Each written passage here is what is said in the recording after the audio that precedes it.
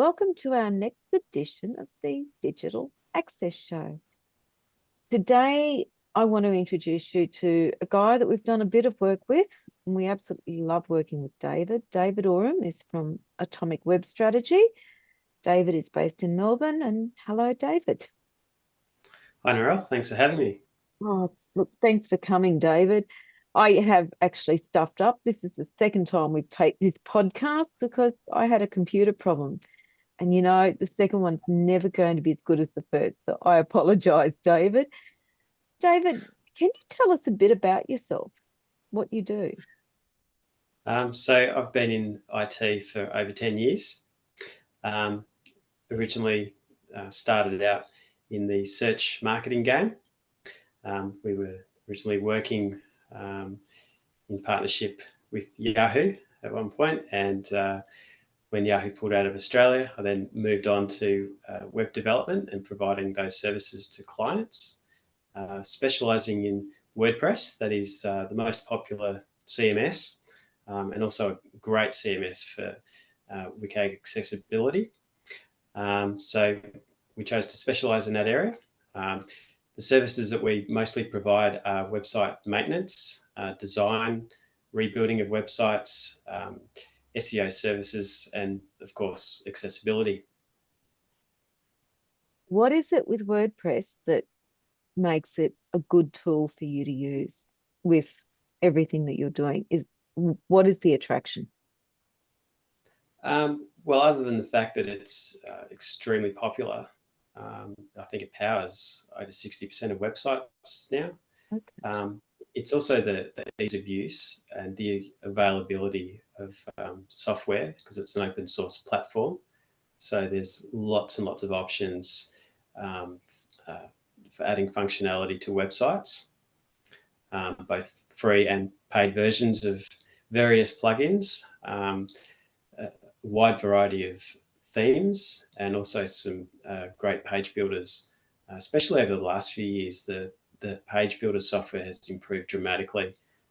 We first saw Divi come along, which was groundbreaking, and then Elementor came along, which seems to have overtaken Divi, which makes it a lot easier, not only for us, but also for the end user.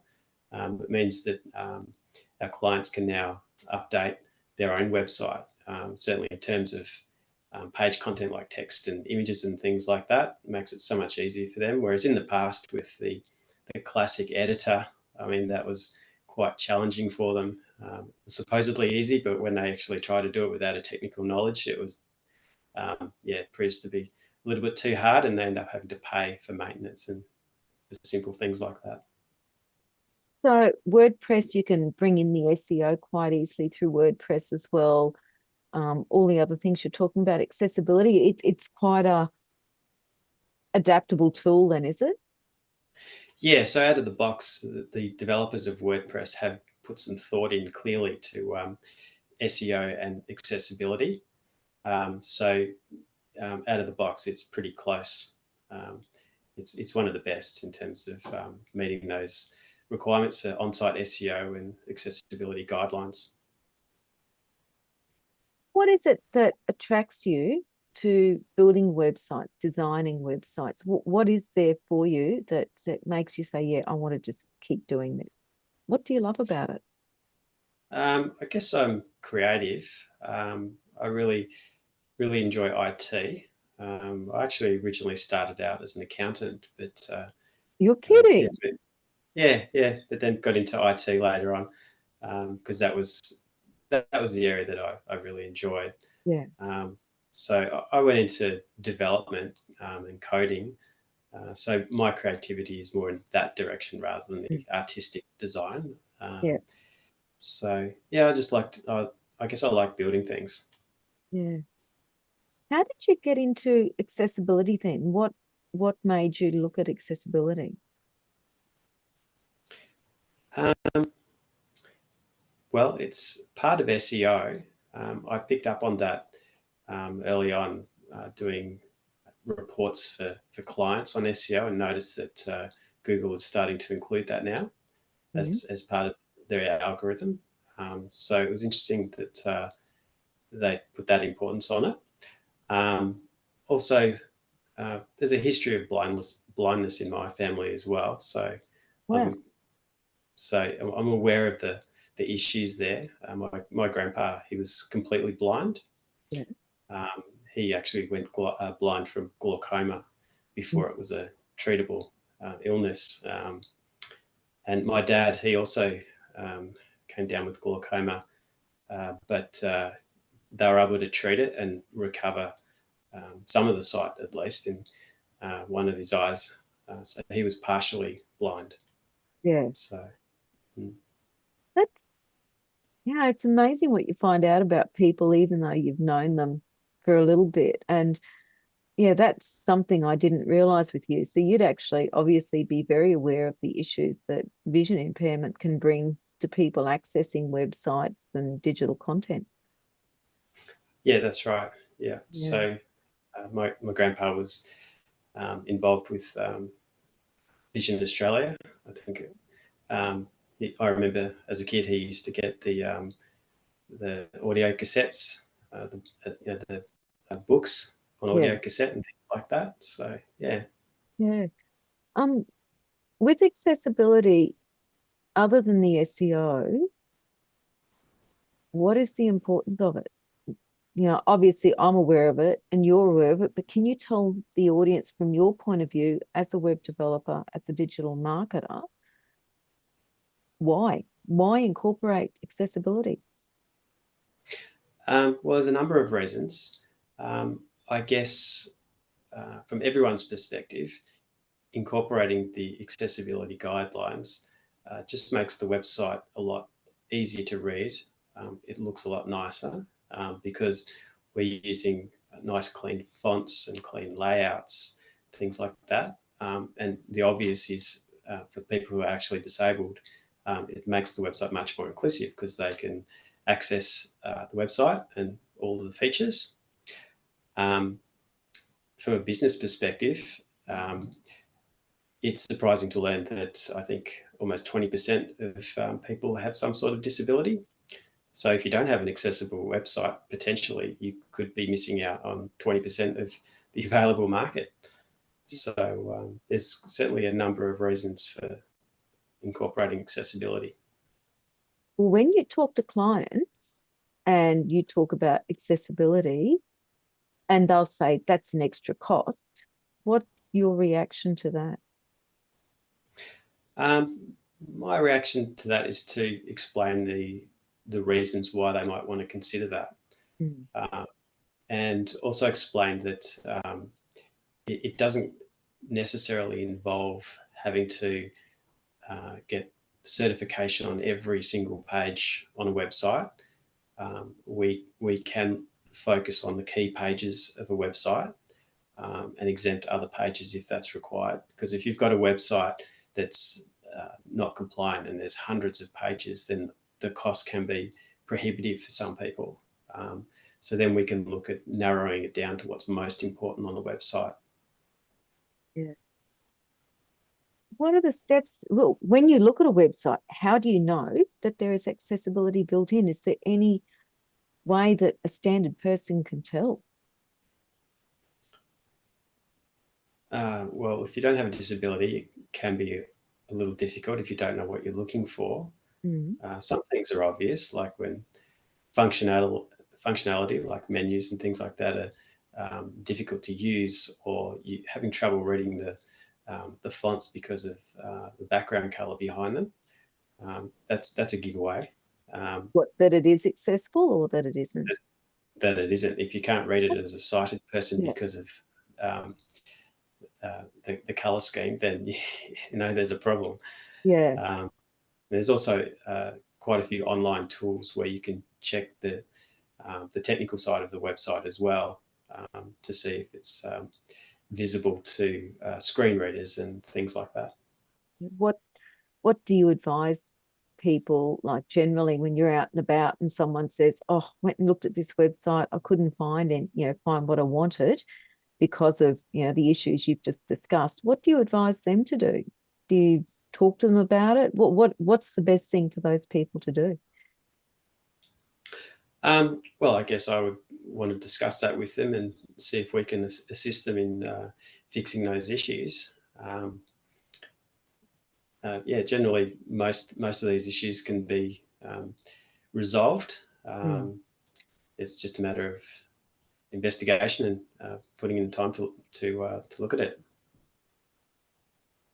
What is the process that you use to design a website that includes accessibility? Do you use, well, obviously you use a process. You wouldn't still be here and wouldn't be successful if you weren't.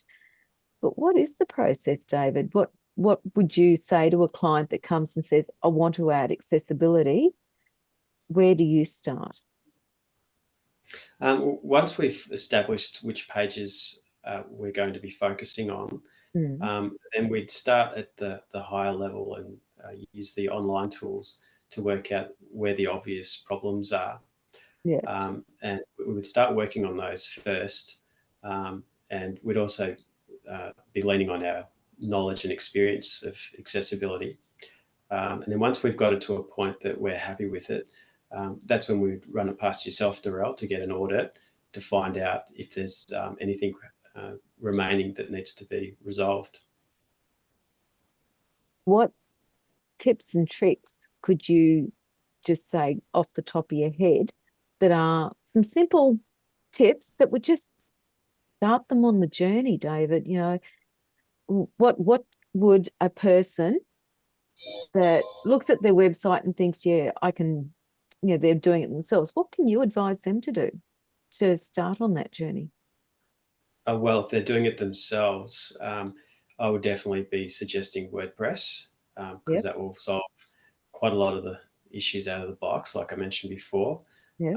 Choosing an appropriate theme, such as the Astra theme, that's what Mm-hmm. we're currently using.